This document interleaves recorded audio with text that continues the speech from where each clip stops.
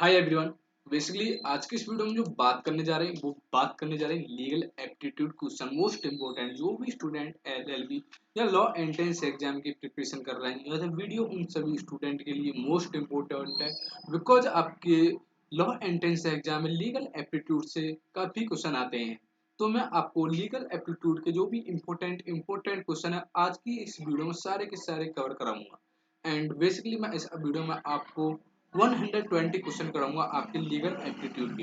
तो आपको क्या करना है कि आपको वीडियो में एंड तक बना रहना है जिससे कि आपको एक भी इंपॉर्टेंट क्वेश्चन ना छूटे। तो विदाउट वेस्टिंग एनी टाइम आज की इस वीडियो को स्टार्ट करते हैं। लेकिन अभी तक आप लोगों ने हमारे इस यूट्यूब चैनल पवन ज्ञान अकेडमी को सब्सक्राइब नहीं किया है तो प्लीज सब्सक्राइब कर दें जिससे कि आपको और भी आने वाली वीडियोज की नोटिफिकेशन मिलती रहे। तो स्टार्ट करते हैं आज की इस वीडियो को। जैसे कि क्वेश्चन नंबर 1 में पूछा है कि भारत में कुल कितने उच्च न्यायालय हैं। तो मैं आपको खाली आंसर बताऊंगा, ऑप्शन नहीं बोलूंगा, क्योंकि अगर मैं आपको ऑप्शन बोलूंगा तो उसमें आपका टाइम भी ज़्यादा वेस्ट होगा जो आपके लिए फायदेमंद नहीं है, क्योंकि आपको प्रिपरेशन करनी है, आपको स्मार्ट स्टडी करनी है। तो भारत में कुल कितने उच्च न्यायालय हैं। तो डियर स्टूडेंट, भारत में केवल आपके 25 उच्च न्यायालय हैं। कितने? 25। एंड अब बात करते हैं क्वेश्चन नंबर 2 के बारे में। तो क्वेश्चन नंबर 2 में पूछा है कि जनहित याचिका कहाँ दायर की जा सकती है। तो डियर स्टूडेंट, जनहित याचिका कहाँ दायर की जा सकती है। तो जनहित याचिका आपकी उच्चतम न्यायालय में दायर की जा सकती है। कहाँ पर? उच्चतम न्यायालय में। इसलिए क्वेश्चन नंबर 2 का option number A is the correct answer हो जाएगा। एंड अब बात करते हैं क्वेश्चन नंबर 3 के बारे में।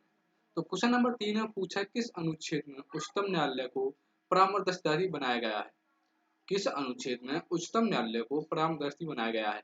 तो यह बनाया गया है आपका अनुच्छेद 143। इसलिए आपका option number B is the correct answer हो जाएगा क्वेश्चन नंबर 3 का। एंड अब बात करते हैं क्वेश्चन नंबर 4 के बारे में। तो क्वेश्चन नंबर 4 में पूछा है कि भारत में किस उच्च न्यायालय में न्यायाधीशों की संख्या सबसे कम है। न्यायाधीशों की सबसे कम संख्या पूछी न्यायालय में, तो वह आपकी कौन सी में है? आपकी मुंबई उच्च न्यायालय में। कौन सी में है? नहीं, मुंबई नहीं, सिक्किम उच्च न्यायालय में है, मुंबई में नहीं है। इसलिए क्वेश्चन नंबर 4 का option number B is the correct answer हो जाएगा।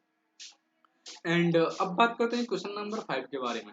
तो क्वेश्चन नंबर 5 में पूछा है कि भारत के किस उच्च न्यायालय में न्यायाधीशों की संख्या सबसे अधिक है। तो जो सबसे अधिक जो न्यायाधीशों की संख्या है वो न्यायालय में इलाहाबाद उच्च न्यायालय में आपकी सबसे अधिक है।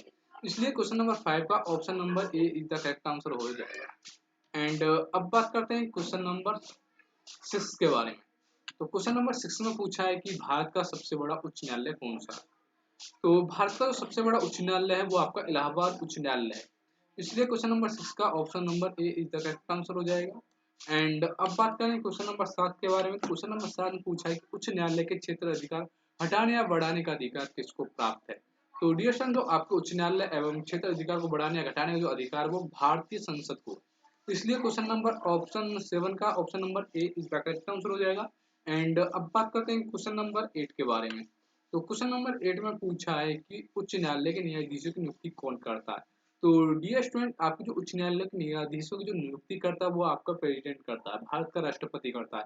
इसलिए क्वेश्चन नंबर 8 का option number B is the correct answer हो जाएगा। एंड अब बात करते हैं क्वेश्चन नंबर 9 के बारे में।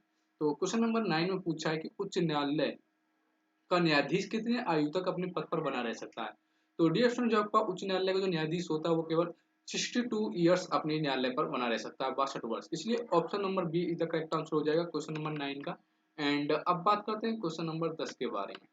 तो क्वेश्चन नंबर 10 में पूछा है कि उच्चतम न्यायालय में प्रथम महिला मुख्य न्यायाधीश कौन थी। तो डियर स्टूडेंट, जो आपकी उच्चतम न्यायालय में प्रथम महिला मुख्य न्यायाधीश थे आपकी श्रीमती लीला सेठ। तो इसलिए क्वेश्चन नंबर 10 का option number D is the correct answer हो जाएगा। एंड अब बात करते हैं क्वेश्चन नंबर 11 के बारे में। So dear student, question number 11 में पूछा है कि किसी न्यायाधीश को एक न्यायालय से दूसरे न्यायालय में भेजने का अधिकार किसको है। तो जो एक न्यायालय से दूसरे न्यायालय में भेजने का अधिकार ये केवल आपका भारत के राष्ट्रपति को ही प्राप्त है। इसलिए option number B is the correct answer हो जाएगा क्वेश्चन नंबर 11 का। एंड अब बात करते हैं क्वेश्चन नंबर 12 के बारे में। तो क्वेश्चन नंबर 12 में पूछा है कि भारत का चलित न्यायालय किसका मानसपुंज है। भारत का चलित न्यायालय किसका मानसपुंज है।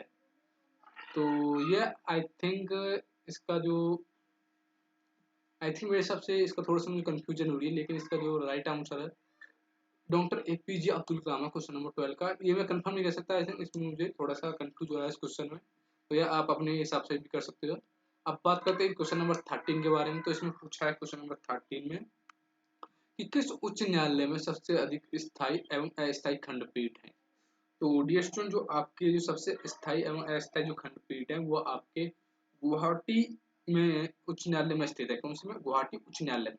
इसलिए क्वेश्चन नंबर 13 का option number B is the correct answer हो जाएगा। एंड अब बात करते हैं क्वेश्चन नंबर 14 के बारे में। तो इसमें पूछा है कि उच्च न्यायालय के न्यायाधीशों को उसके पद गोपनीयता की शपथ कौन दिलाता है। तो उच्च न्यायालय के न्यायाधीश को उसके पद गोपनीयता की शपथ कौन दिलाता है। तो वह दिलाता है आपका राज्यपाल। इसलिए question number option number D is the correct answer हो जाएगा क्वेश्चन नंबर 14 का। अब बात करते हैं क्वेश्चन नंबर 15 के बारे में। तो क्वेश्चन नंबर 15 में पूछा है कि संविधान के किस अनुच्छेद के अंतर्गत उच्च न्यायालय द्वारा दिया गया निर्देश परिवर्तित किया जा सकता है। आपके पास ये ऑप्शन दे रखे हैं, इसमें से राइट आंसर बताना था। तो ये आपके जो उच्च न्यायालय निर्देश परावर्तित किया जा सकता है वो केवल अनुच्छेद 226 के अनुसार परिवर्तित किया जा सकता है। इसलिए क्वेश्चन नंबर 15 का option number D is the correct answer हो जाएगा। एंड अब बात करते हैं क्वेश्चन नंबर 16 के बारे में। तो क्वेश्चन नंबर 16 में पूछा कि किसी राज्य के उच्च न्यायालय के न्यायाधीशों के वेतन एवं भत्तों का संबंध किससे होता है। उच्च न्याय किस राज्य के पूछा, राज्य के उच्च न्यायालय के भत्ते और उसके बारे में पूछा तो वो होता है भारत संयुक्त राज्य की लोक लेखा निधि से होता है। किससे? लोक लेखा निधि से। तो क्वेश्चन नंबर 16 का option number see the correct answer हो जाएगा। एंड अब बात करते हैं क्वेश्चन नंबर 17 के बारे में। तो इसमें पूछा है कि संविधान का संरक्षक एवं व्याख्याकार कौन है। तो देश में जो संविधान का संरक्षक एवं व्याख्याकार होता है वो उच्चतम न्यायालय होता है। इसलिए क्वेश्चन नंबर 17 का ऑप्शन नंबर डी इसका करेक्ट आंसर हो जाएगा। एंड अब बात करते हैं क्वेश्चन नंबर 18 की। तो इसमें पूछा कि संविधान के किस भाग में संघीय न्यायपालिका का उल्लेख है। तो जो संविधान के भाग 5 में संघीय न्यायपालिका का उल्लेख है। इसलिए क्वेश्चन नंबर 18 का ऑप्शन नंबर सी इसका करेक्ट आंसर हो जाएगा। एंड अब बात करते हैं क्वेश्चन नंबर 19 के बारे में। तो क्वेश्चन नंबर 19 में पूछा है किस अधिनियम के अंतर्गत उच्चतम न्यायालय की स्थापना हुई है। तो dear student, so guys question number 19 में पूछा है कि किस अधिनियम के अंतर्गत उच्चतम न्यायालय की स्थापना हुई थी। तो डियर स्टूडेंट, जो आपकी रेगुलेटिंग एक्ट 1773 के अकॉर्डिंग आपके उच्चतम न्यायालय की स्थापना हुई थी। तो क्वेश्चन नंबर 19 का option number C is the correct answer हो जाएगा। एंड बेसिकली अब बात करते हैं क्वेश्चन नंबर 20 के बारे में। तो क्वेश्चन नंबर 20 में पूछा है कि संविधान में मूल रूप से मुख्य न्यायाधीश के अतिरिक्त कितने न्यायाधीशों की व्यवस्था उच्चतम न्यायालय में की गई थी। तो वह की गई थी केवल 8। इसलिए ऑप्शन नंबर ए इसका करेक्ट आंसर हो जाएगा क्वेश्चन नंबर 20 का। एंड अब बात करते हैं क्वेश्चन नंबर 21 के बारे में। तो क्वेश्चन नंबर 21 के बारे में पूछा है कि उच्चतम न्यायालय में न्यायाधीशों की संख्या में वृद्धि करने का अधिकार किसके पास है। तो उच्चतम न्यायालय में न्यायाधीशों की संख्या में वृद्धि करने का जो आपका जो राइट है वो केवल आपका राष्ट्रपति प्रेसिडेंट को है। इसलिए option number A is the correct answer question number 21 का। बात करते हैं क्वेश्चन नंबर 22 के बारे में। सो गाइस क्वेश्चन नंबर 22 में पूछा है कि वर्तमान में उच्चतम न्यायालय के मुख्य न्यायाधीश सहित कुल न्यायाधीशों की संख्या कितनी है। तो इसमें जो राइट आंसर है वो है आपका 34। Option number B is the correct answer है क्वेश्चन नंबर 22 का। एंड अब बात करते हैं क्वेश्चन नंबर 23 के बारे में। तो क्वेश्चन नंबर 23 में पूछा है डियर स्टूडेंट कि उच्चतम न्यायालय के न्यायाधीशों की नियुक्ति कौन करता है। तो जिसमें जो उच्चतम न्यायालय जो न्यायाधीशों की नियुक्ति करता है वो प्रेसिडेंट राष्ट्रपति करता है। इसलिए option number A is the correct answer हो जाएगा क्वेश्चन नंबर 23 का। एंड अब बात करते हैं क्वेश्चन नंबर 24 के बारे में। तो 24 में पूछा है कि उच्चतम न्यायालय के न्यायाधीशों की सेवानिवृत्ति की उम्र कितनी है। सेवानिवृत्ति की उम्र तो पूछी है तो वह है आपकी 65 ईयर्स, 65 वर्ष। इसलिए option number C is the correct answer question number 24 का। एंड अब बात करते हैं क्वेश्चन नंबर 25 के बारे में।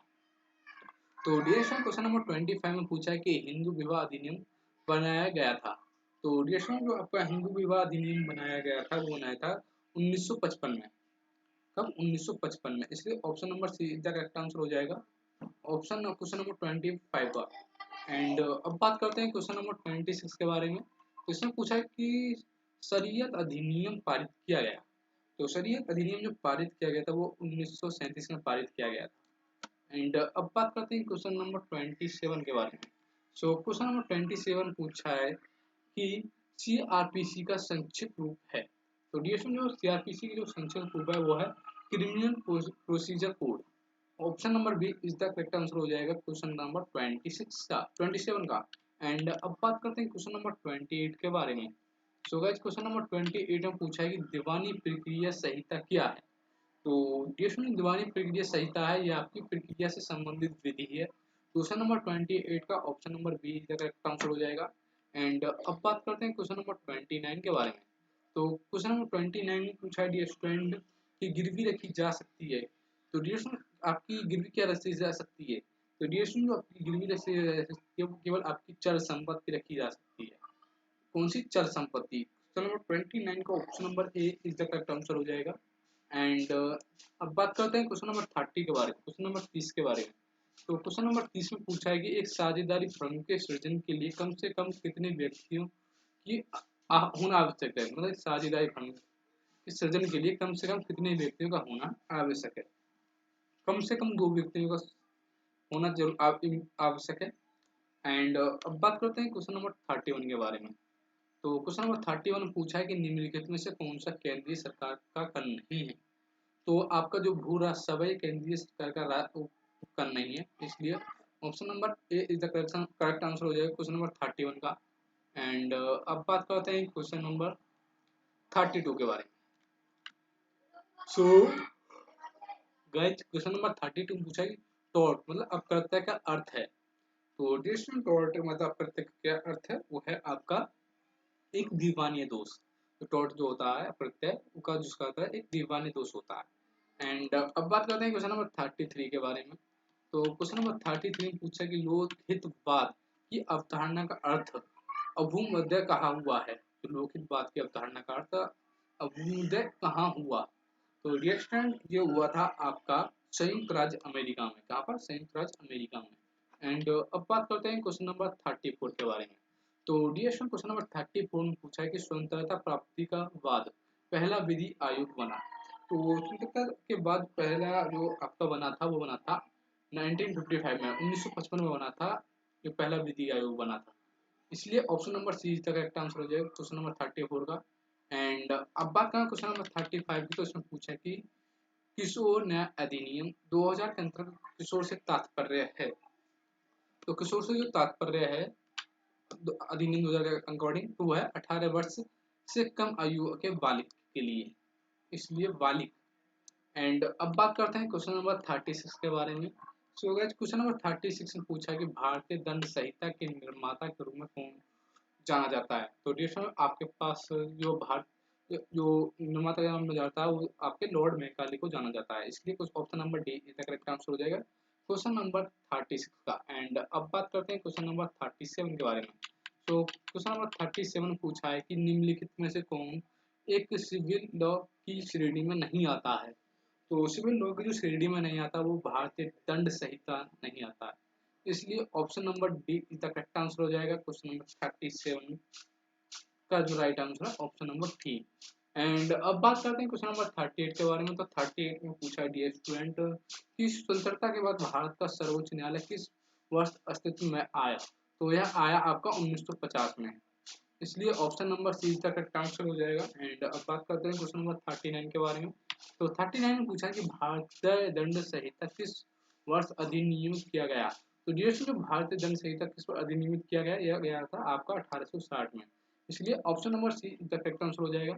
एंड अब बात करते हैं क्वेश्चन नंबर 40 के बारे में, क्वेश्चन नंबर 40 के बारे में।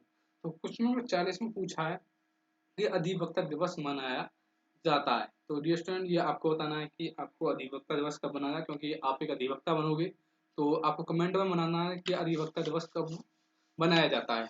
एंड अब बात करते हैं क्वेश्चन नंबर 41 के बारे में। तो इसमें पूछा है कि भारतीय सर्वोच्च न्यायालय की प्रथम महिला न्यायाधीश कौन थी? तो भारतीय सर्वोच्च न्यायालय की जो प्रथम महिला न्यायाधीश थी वो आपकी न्यायमूर्ति सुजाता मनोहर थी। कौन थी? न्यायमूर्ति सुजाता मनोहर। ऑप्शन नंबर ए इसका करेक्ट आंसर हो जाएगा क्वेश्चन नंबर 41 का। ने क्या पूछा? भारतीय सर्वोच्च न्यायालय प्रथम महिला मुख्य न्यायाधीश महिला न्यायाधीश को पूरा पूछा न्यायालय के सर्वोच्च न्यायालय। तो सर्वोच्च न्यायालय की जो वो थी आपकी न्यायमूर्ति फतिमा बीबी थी। कौन थी? न्यायमूर्ति फतिमा बीबी। ऑप्शन नंबर सी है इसका जो राइट आंसर है, ये नहीं है, ऑप्शन नंबर ए नहीं है इसका जो राइट आंसर है। कौन सा? Option number C is the correct answer होगा। एंड अब बात करते हैं क्वेश्चन नंबर 42 के बारे में। तो क्वेश्चन नंबर 42 में पूछा है कि उच्चतम न्यायालय के न्यायाधीशों की सेवानिवृत्ति की आयु है। तो डियर जो उच्चतम न्यायालय की सेवानिवृत्ति की जो आयु है वो आपकी 65 ईयर्स की है, मैंने आपको पहले बताया था। एंड अब बात करते हैं क्वेश्चन नंबर 43 के बारे में। तो 43 में पूछा कि भारत में कानून एवं व्यवस्था बनाए रखने की प्राथमिक दायित्व है। तो जो भारत के कानून व्यवस्था बनाने की प्राथमिक दायित्व है वो राज्य सरकार का होता है। इसलिए option number see the correct answer हो जाएगा क्वेश्चन नंबर 43 का। एंड अब बात करते हैं क्वेश्चन नंबर 44 के बारे में। तो डियर क्वेश्चन नंबर 44 में पूछा है कि भारत में वैदिक शिक्षा के मानक विनियमित करने वाला निकाय है, तो वह है आपका भारतीय वैदिक परिषद। Option number D is the correct answer हो जाएगा क्वेश्चन नंबर 44 का। एंड अब बात करते हैं क्वेश्चन नंबर 45 के बारे में। तो इसमें पूछा है कि एक व्यक्ति जो दूसरे की भूमि पर बिना उसकी सहमति के प्रवेश करता है कहा जाता है, क्या कहा जाता है ये स्टूडेंट? वो कहा जाता है आपका अतिचार। अतिचार कहा जाता है, इसलिए option number D is the correct answer हो जाएगा क्वेश्चन नंबर 45 का। एंड अब बात करते हैं क्वेश्चन नंबर 46 के बारे में। तो 46 में पूछा कि भारत के मुख्य न्यायाधीश की नियुक्ति कौन करता है? ये राष्ट्रपति करता है। ये तो बार बार इंपॉर्टेंट क्वेश्चन है, बार बार आपके एग्जाम में रिपीटेड होकर आता रहता है क्वेश्चन नंबर 46। एंड इसमें पूछा क्वेश्चन नंबर 47 की वर्तमान में उच्चतम न्यायालय के न्यायाधीशों की संख्या कितनी है? तो वर्तमान में जो न्यायाधीशों की जो संख्या है वो 34 है, 34 है। एंड अब बात करते हैं क्वेश्चन नंबर 48 के बारे में। तो क्वेश्चन नंबर 48 में पूछा कि अंतरराष्ट्रीय न्यायालय कहाँ स्थित है? तो डिस्ट्रिक्ट जो आपका जो अंतर न्यायालय जो न्यायालय कहाँ पर स्थित है वो हैंग में स्थित है। कहाँ पर? हैंग में। इसलिए क्वेश्चन नंबर 48 का option number D is the correct answer हो जाएगा। एंड अब बात करते हैं क्वेश्चन नंबर 49 के बारे में। सो बेसिकली क्वेश्चन नंबर 49 में पूछा कि संविदा विधि है, तो संविदा विधि क्या है ये आपको बताना है। आप लॉ कर रहे हैं, एक क्वेश्चन आपको बताना है कमेंट में। दो क्वेश्चन दिए हैं आपको बताने के लिए, उसको आपको कमेंट में लिखना है। एंड अब बात करते हैं 50 वाले क्वेश्चन के बारे में। तो इसमें पूछा कि भारत में उच्चतम न्यायालय का उद्घाटन किस तिथि को हुआ था? तो डिस्ट्रिक्ट जो भारत में उच्चतम न्यायालय का उद्घाटन हुआ था वो 28 जनवरी 1950 को हुआ था। इसलिए option number D is the correct answer हो जाएगा क्वेश्चन नंबर 50 का। बेसिकली आपके 50 क्वेश्चन करा दिए मैंने। आपको क्या करना है, अभी तक आप लोगों ने हमारे यूट्यूब चैनल को subscribe and like and share जरूर करें। एंड अब बात करते हैं क्वेश्चन नंबर 51 के बारे में। वीडियो स्किप करोगे उसमें आपका ही लॉस है, मेरा कुछ नहीं है। अब बात करते हैं क्वेश्चन नंबर 51 के बारे में। तो इसमें पूछा है कि सर्वोच्च न्यायालय के किसी न्यायाधीश को उसके पद से हटाने की प्रक्रिया संविधान के किस अनुच्छेद के तहत की गई है? तो यह की गई है आपके अनुच्छेद 124 के तहत। कौन से अनुच्छेद? 124 के तहत की गई है। ये आई थिंक 124 के तहत ही की गई थी, शायद थोड़ा सा कंफ्यूजन है, आप इसको कर लेना। अब बात करते हैं क्वेश्चन नंबर 52 के बारे में। तो क्वेश्चन नंबर 52 में पूछा कि भारत में ऐसा कौन सा मुख्य न्यायाधीश है जिनके कार्यवाहक राष्ट्रपति के रूप में कार्य किया है? कार्यवाहक राष्ट्रपति के रूप में कार्य किया है, तो वह आपकी M Hidayatullah. M Hidayatullah is the correct answer. And अब बात करते हैं क्वेश्चन नंबर 53 के बारे में। तो क्वेश्चन नंबर 53 में पूछा है कि भारत के मुख्य न्यायाधीश के पद पर सबसे लंबी अवधि तक कार्य करने वाले न्यायाधीश का नाम क्या है? जो सबसे लंबे समय तक जो कार्य किया था उसका नाम क्या है? तो उसका नाम है यशवंत विष्णु चंद्रचूड़। क्या है? Yashwant Vishnu Chandrachud. Option number C का करेक्ट आंसर हो जाएगा क्वेश्चन नंबर 53 का। एंड अब बात करते हैं क्वेश्चन नंबर 54 के बारे में। सो गाइस क्वेश्चन नंबर 54 के बारे में बात करें तो इसमें पूछा है कि भारत के मुख्य न्यायाधीश के रूप में सबसे कम समय तक कार्य करने वाले न्यायमूर्ति का नाम क्या है? तो सबसे कम समय में, तो इसका जो राइट आंसर है वो Kamal Narayan Singh. Option number B is the correct answer हो जाएगा क्वेश्चन नंबर 54 का। एंड अब बात करते हैं क्वेश्चन नंबर 55 के बारे में। तो क्वेश्चन नंबर 55 में पूछा है कि भारत की प्रथम दलित मुख्य न्यायाधीश कौन थे? तो डियर भारत के जो प्रथम दलित मुख्य न्यायाधीश थे वो के जी बालकृष्ण थे। कौन थे? के जी बालकृष्ण थे। एंड अब बात करते हैं क्वेश्चन नंबर 56 के बारे में। तो 56 में पूछा है कि भारत में लोक हितवाद के प्रणेता कहा जाते हैं। भारत में लोक हितवाद के प्रणेता कहे जाते हैं, किसको कहा जाता है भारत में लोक हित प्रणेता? वो किया जाता है आपको पी एन भगवती को। ऑप्शन नंबर ए का करेक्ट आंसर हो जाएगा क्वेश्चन नंबर 56 का। एंड अब बात करते हैं क्वेश्चन नंबर 57 का। तो डियर क्वेश्चन नंबर 57 पूछा है कि भारत में संघीय न्यायालय की स्थापना कब हुई थी? तो डियर में भारत में संघीय न्यायालय की स्थापना हुई थी, वो हुई थी आपका 1 अक्टूबर 1937 को। Option number B is the correct answer है क्वेश्चन नंबर 57 का। एंड अब बात करते हैं क्वेश्चन नंबर 58 के बारे में। तो क्वेश्चन नंबर 58 में पूछा किस अनुच्छेद के तहत उच्चतम न्यायालय के न्यायाधीशों की वेतन एवं भत्ते संबंधित प्रावधान किए गए हैं। तो किस के तहत किए गए हैं, वो किए गए हैं आपका अनुच्छेद 125 के तहत। ऑप्शन नंबर बी इसका करेक्ट आंसर हो जाएगा। बात करते हैं क्वेश्चन नंबर 59 के बारे में। तो इसमें पूछा है किस मामले के उच्चतम न्यायालय तथा उच्च न्यायालय दोनों को समान रूप से अधिकार प्राप्त है। तो वह आपको केवल मूल अधिकार से संबंधित मामले में समान अधिकार प्राप्त है। एंड अब बात करते हैं 60 क्वेश्चन नंबर 60 के बारे में। तो इसमें पूछा कोई व्यक्ति अपने मूल अधिकारों को लागू करने के लिए सर्वप्रथम किस न्यायालय में आवेदन कर सकता है। तो वह कर सकता है उच्चतम न्यायालय एवं उच्चतम न्यायालय, उच्च न्यायालय एवं उच्चतम न्यायालय दोनों में कर सकता है। ऑप्शन नंबर सी तक करेक्ट आंसर हो जाएगा इसका। अगर आप लोगों ने अभी तक हमारे YouTube चैनल को सब्सक्राइब नहीं किया तो प्लीज सब्सक्राइब जरूर करें, जिससे कि आपको और भी आने वाली वीडियो की नोटिफिकेशन मिलती रहे। और इसका नेक्स्ट पार्ट देखने के लिए वीडियो के डिस्क्रिप्शन में जो लिखी, क्योंकि मैं इसके साथ क्वेश्चन और करूंगा आपके पार्ट 2 में, उसको देखना ना भूलें। Thanks for watching this video.